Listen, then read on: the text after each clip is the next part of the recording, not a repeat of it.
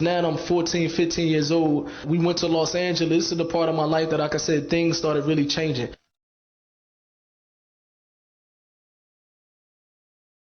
And like I said, I had no mother and father. I had no curfew. I had nobody to pull my coat. And I'm in Los Angeles, and it's around millionaires. I'm from the block one day, nothing but millionaires and cars and millionaires and mansions and things like that, and drugs and alcohol, all type of things that you can imagine. It was just like freedom. You know what I mean?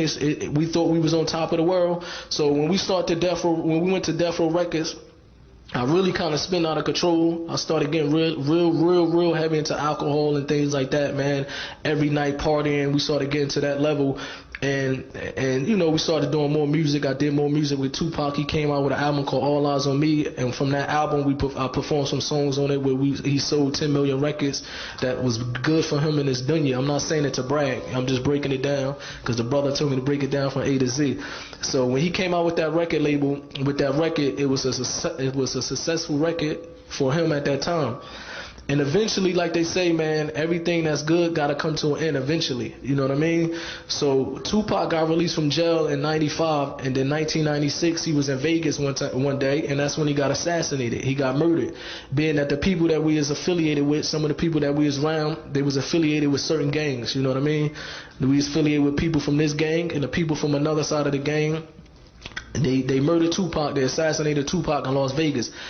At that part of my life, things changed because, like I said, Pac was like a father figure to me. He really was like a brother figure. He was one of the dudes that I really can say that when he was living, he was trying to keep us under control. He was trying to do good deeds. But as a Muslim, man, if your deeds not according to the Quran and the Sunnah, then it will be rejected if it's not according to the religion of Islam. But at that point in my life, I didn't know nothing about the religion of Islam. I just knew that the people around me, Pac, he was a real good brother. He took me out of the hood. He took care of my family, and now that he's gone, I started thinking. I was about 16 years old, 17 years old, and I said, I don't want to go back to Jersey.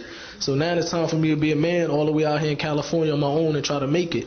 But it shocked me because I said, look here, Pac died. Just so a couple days ago, we were just around each other. A couple days ago, I remember sitting with Tupac, and I remember he used to do a lot of music. And a lot of his music, he used to talk about death. Like people that used to listen to music, and there might be some non-Muslims and Muslims in here, or there'll be a lot that still listen to his music, but he talked about death a lot. And I remember right before he passed away, we was in his house. He felt good because he just purchased a house on the beach and everything, and he's sitting in his house. He said, now that I have all this, I don't want to die. He said, I know all the time I had this thing in me where I wanted to die. All my music, I talk about death. He said, to be honest, now I don't want to die. A couple weeks later, a week or two later, that's when he got assassinated in Las Vegas. So just remembering that, and I remember his saying, I said, man, I remember he saying that he don't want to die. And now that he passed away and he had no control over it, he had no control over his life, I started getting curious, and I started saying, you know what, I need to find out, because I know we going to drop dead. I seen people growing up in Irvington and Newark that I was with one day and they dead the next day. I said, I need to find out where we going to go when we drop dead. Because even though I never was a dummy, man, I never had a religion, but I believed that in a higher power back then. And I believe that you can't just live a life and just drop dead and that's over.